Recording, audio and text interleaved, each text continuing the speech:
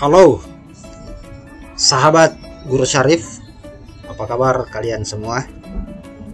Nah, pada kesempatan kali ini saya akan mencoba membagikan sebuah tutorial bagaimana simulasi soal AKM, dimana kita pahami bahwa pada tahun ini pemerintah akan melaksanakan penilaian lewat AKM, asesmen kompetensi minimum.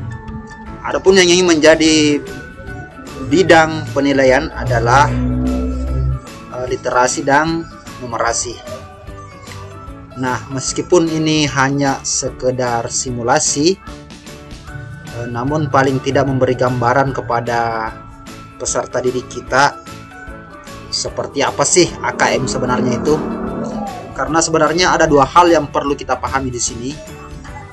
Yang pertama adalah konten, materinya seperti apa, karena sangat berbeda dengan materi ujian-ujian nasional sebelumnya, di mana ini membutuhkan penalaran, membutuhkan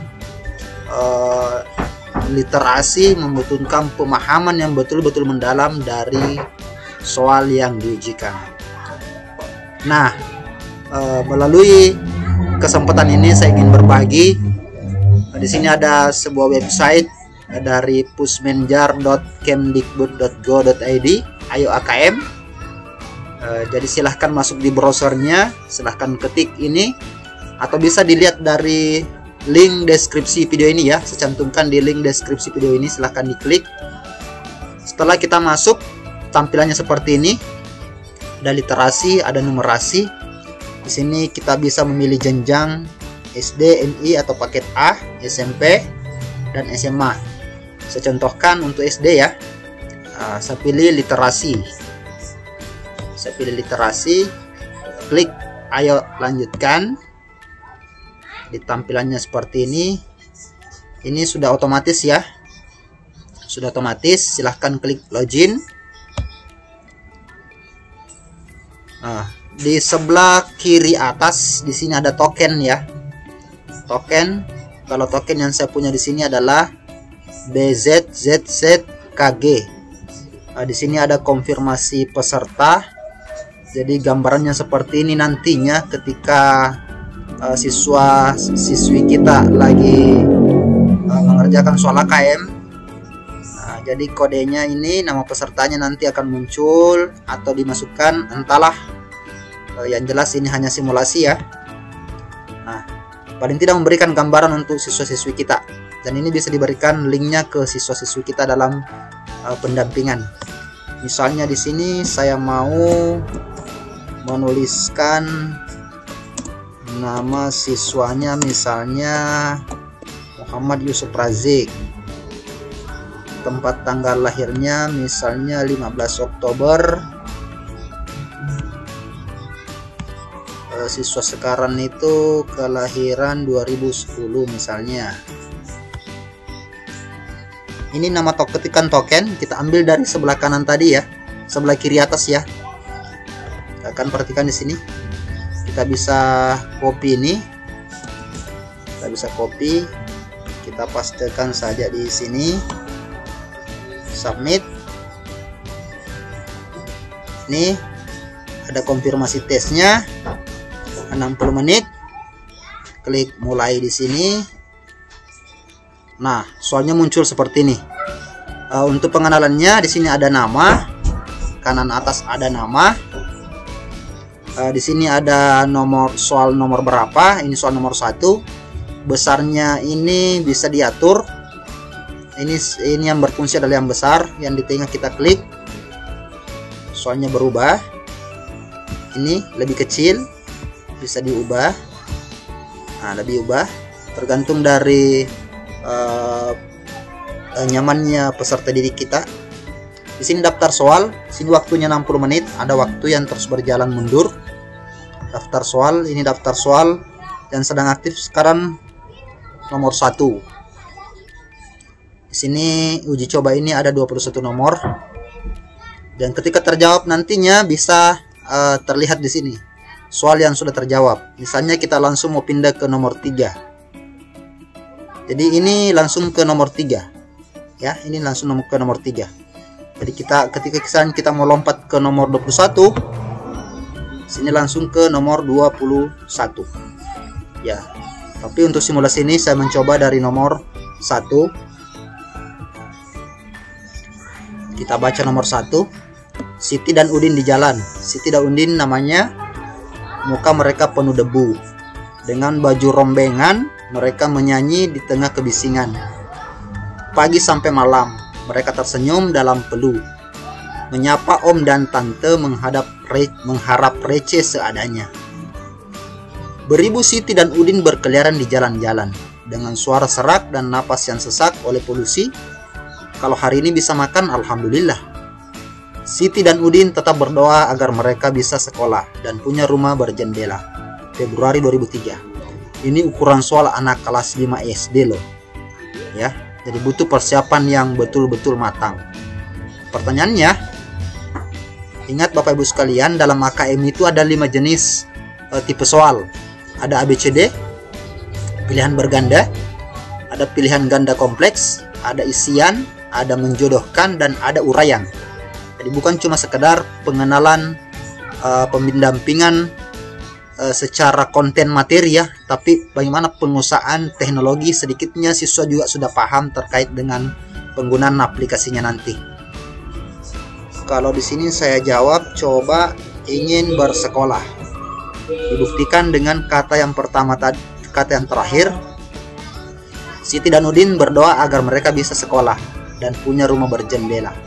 Oke, lanjut soal berikutnya. Masih soal yang sama.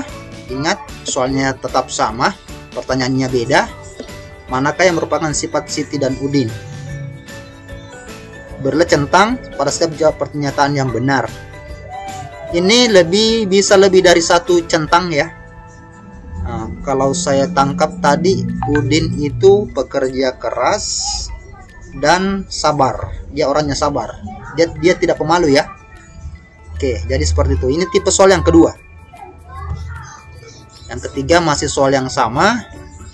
Ini tipe soal ketiga, benar salah. Benar salah. Manakah pernyataan yang sesuai? Oke, pernyataan yang sesuai dengan teks tadi. Udin selalu bahagia saat menyanyi. Oke, benar. Om dan tante kesal, salah. Oke, soal berikutnya. Masih soal yang sama, dan ditanyakan adalah apa yang dilakukan Siti dan Udin di jalan. Ini isian ya, isian. Jadi kita bisa klik di sini, bisa kita mengetik di sini. Jadi siswa kita memang dari sekarang sudah dilatih-latih ya, sudah dilatih bagaimana mengetik di keyboard atau perangkat. Kasihan kalau siswa kita cuma belajarnya di konten, tapi tiba saat ujian AKM-nya dia tidak tahu teknisnya. Ya. Ini nomor 5, soalnya tetap sama. Ini mau dijodohkan ya. Yang saya bilang tadi ada tipe soal menjodohkan. Menjodohkan, suka memberi uang itu om dan tante. Jodohkan antara ini pasangannya. Suka menyanyi itu adalah Siti dan Udin. Oke. Masih tetap soal yang sama, jelaskan. Ini uraian. Sudah ada isian, pilihan ganda, kompleks, menjodohkan. Sekarang uraian. Jelaskan alasan. Ini soal nomor 6. Ya. Jelaskan alasan yang mendukung gambar tersebut sudah sesuai dengan isi puisi. Karena misalnya saya jawab seperti ini. Karena gambar tersebut menunjukkan 2 orang anak yang sedang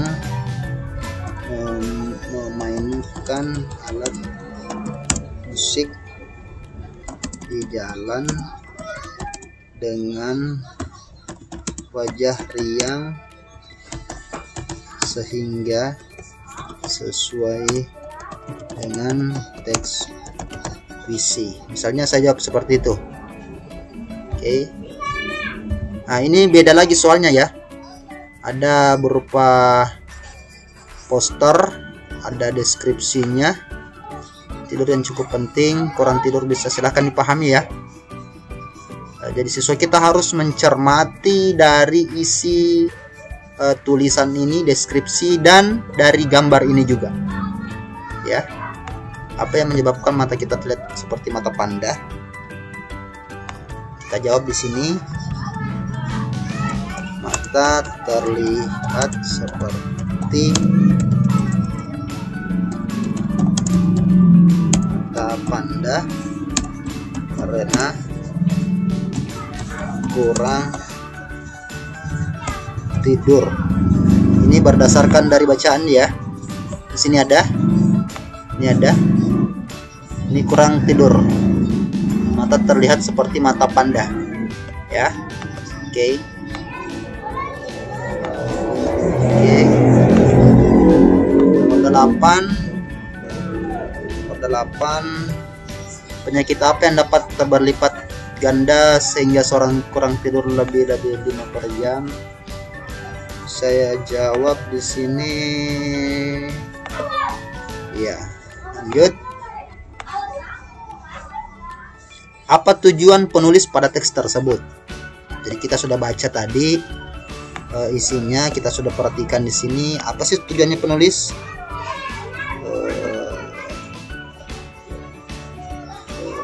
Kalau menurut saya sih, saya pilih ini. Menginformasikan pembaca pentingnya waktu tidur yang cukup. Soal nomor 10. Manakah pernyataan yang benar? Kamu bisa memilih jawaban. Saya pilih di sini membantu kita untuk fokus belajar, membuat kita lebih mudah, dan membuat kita lebih sabar. Oke. Nomor 11, pasangkan informasi masih tetap deskripsi yang sama. Ini mau di ini prasekolah itu pasangannya tidurnya ini. Kalau 6 ini tidurnya itu ini. Ya. Ini berdasarkan dari data yang ada di sini. Gambar. Prasekolah 10 sampai 13. Prasekolah itu 10 sampai 13. Prasekolah ini perhatikan di sini 10 sampai 13 jam. Jadi siswa kita harus jeli-jeli melihat, mencermati bacaan ya. Oke, nomor 12. Tuliskanlah, tentukanlah benar dan salah pernyataan berikut. Ini usia 20 tahun memiliki lama tidur yang sama dengan usia 60 tahun. 20 tahun udah. Ini ya, dari sini ya, 20 tahun 26 sampai memiliki lama tidur yang sama dengan usia 60 tahun. Sini ya, dewasa 20 dengan 60, beda lah. Beda ya. Salah. Oke, benar. Oke. Nomor 13, masih tetap deskripsi yang sama, silakan dibaca. Andi adalah seorang SD kelas 5. Menurut artikel di atas, berapa lama waktu tidur yang diperlukan Andi setiap harinya? Mengapa? Jawabannya ini esai ya. Ini jawaban esai. Saya jawab, Andi perlu tidur selama, dia kan kelas berapa tadi Andi ya? Kelas 5. Kelas 5 berarti dia usianya 11 tahun. 11 ya. 11 tahun itu 9 sampai 11 jam. 9 sampai 11 jam. Karena usia Andi adalah usia anak sekolah. Oke, seperti itu. 14 ini ada bacaan yang berupa centik. Silakan dibaca, silakan dipahami. Silakan dipahami. Nah, pertanyaannya di sini, di mana Nuha dan keluarganya tinggal? Saya temukan jawabannya di sini di Jalan Mustika.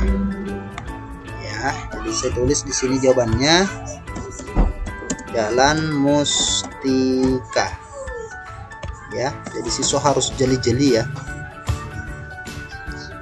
Oke, soal 15 masih sama. Apa yang terjadi jika ada jentik? Kamu dapat memilih dari satu jawaban. Apa yang terjadi? Rumah Nuho akan mendapat kartu kuning. Sesuai dengan teks. Dan Nuha dan keluarga akan terhindar dari penyakit yang disebabkan dengan. Oke.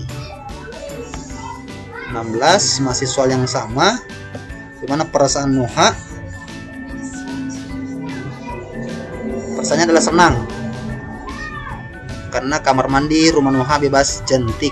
Ini berdasarkan teks ya. Saya sudah baca, saya tidak perlu bacakan di sini. Ini menurut saya ya. Jadi silahkan sahabat Guru Syarif, silahkan membaca kembali. Ini cuma sekedar simulasi, contoh seperti itu ya. Oke, di sini kalimat mana? Mbak Nurul merupakan peribahasa sopan. Kalimat mana yang susun pernyataan berkaitan bisa? Nah, ini ada kata sopan. Ya, ini sesuai dengan teks yang ada di atas. Nomor 18, soal yang sama. Ini mau dipasangkan, menjodohkan antara kiri dengan kanan sesuai dengan teks. Adalah Nurul itu anak yang rumahnya didatangi, nih. Kalau Nuha tadi adalah anak yang rumahnya didatangi. Tugas.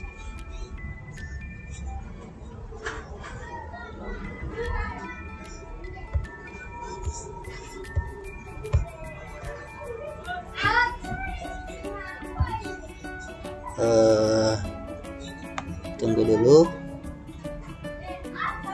kita perhatikan. Ibu ada pasukan biru, ibu dan Nuha ya, kita jawab saja ibu. Oke, bukan salah, ini ganti jawaban. Nurul ini, Nuha ini. Soal berikutnya ini ya, tetap sama. Misalnya di sini menanam pohon serai itu salah, membersihkan selokan benar. Untuk ya sudah benar. Soal 20 ini adalah membersihkan halaman rumah, menanam pohon serai, menguras bak mandi. Ya, oke. Saya jawab seperti itu. Misalnya 21, menurutmu apakah ilustrasi yang disediakan dalam tulisan sudah sesuai dengan cerita yang disampaikan? Jelaskan alasannya.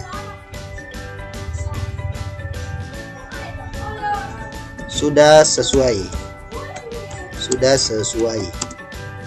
Karena setiap ilustrasi menggambarkan bagian cerita yang disampaikan dari mulai petugas biru yang mendatangi warga, Mbak Nurul yang memasuki kamar mandi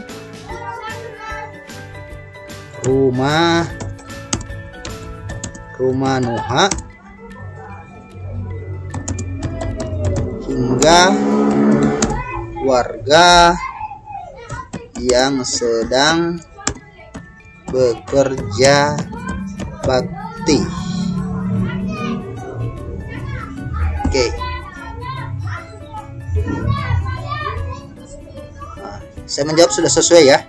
Jadi mungkin sahabat Guru Syarif punya persepsi lain, silahkan ditulis di sini. Kalau misalnya tidak sesuai, silahkan alasannya bagaimana. Nah, setelah selesai, kita lihat di sini daftar soal. Nah, di sini sudah dikerjakan semua. Nah, di sini ya, waktunya masih tersisa 44 menit. Jadi ketika kita sudah yakin soal berikutnya ternyata soalnya selesai ya, muncul konfirmasi seperti ini. Terima kasih telah berpartisipasi dalam tes ini. Silahkan tekan tombol selesai tes untuk mengakhiri tes, atau tekan tombol kembali untuk kembali ke halaman tes. Saya akhiri ya, saya rasa cukup. Ya, di sini langsung muncul jawaban yang kita kirim dengan kunci jawaban dari sistem ini. Ini sekedar simulasi ya. Kalau nanti hasilnya, nanti pelaksanaan secara resminya mungkin tidak seperti ini. Tapi paling tidak ini memberikan gambaran kepada peserta didik kita bahwa seperti inilah teknis dalam pelaksanaan AKM nantinya. Artinya mereka sudah punya kesiapan mental dalam menghadapi AKM. Bukan cuma sekadar persiapan dari segi konten, penguasaan materi, tapi lebih ke teknisnya. Bayangkan ketika siswa kita sudah capek-capek belajar, tapi belum mahir di penggunaan IT-nya. Ini lebih berpengaruh lagi, ya. Mungkin seperti itu. Ini ada semua jawaban. Ini bisa kita unduh untuk pembelajaran kita nantinya sebagai bentuk pengalaman, atau saya mau logout saja. Nah, seperti ini tadi ya. Nah, jadi untuk numerasi juga seperti itu. Misalnya numerasi, kalau yang pertama tadi saya pilih literasi, yang kedua numerasi. Nah, ini otomatis. Nah, ini tokennya ya, kita copy tokennya. Saya ulangi lagi ya. Selangi, kita ketikkan nama peserta di sini, tanggal lahir di sini, bulan, tahun, tokennya kita pastikan di sini dan submit. Misalnya di sini, misalnya ini 15 Oktober misalnya tahun 2010. Tokennya tadi saya pastikan di sini, submit. Mulai. Ini lebih parah lagi. Ini soal numerasi, bagaimana mempersiapkan siswa kita. Ini ada gambar, deskripsi, ada pertanyaan seperti ini. Ya, kalau sudah dijawab silahkan ketik soal berikutnya. Daftar soal ini muncul seperti ini. Jadi mungkin cukup sampai di sini. Silahkan sahabat Guru Syarif berkreasi bagaimana mendampingi para peserta didik kita untuk persiapan AKM. Kita berusaha menyukseskan AKM ini, di mana AKM tidak mempengaruhi kelulusan siswa ya. Cuma bagaimana pemetaan kualitas pendidikan di negara kita. Itu intinya ya. Jadi yang di AKM kan itu bukan cuma siswa. Ingat, guru juga di AKM, kepala sekolah, survei lingkungan dan survei karakter. Jadi kita harus persiapkan segala bentuk bagaimana persiapannya, baik dari segi siswanya dan rekan-rekan guru lainnya. Jangan alergi mendengar kata AKM. Demikian tutorial yang sempat saya bagikan pada kesempatan kali ini.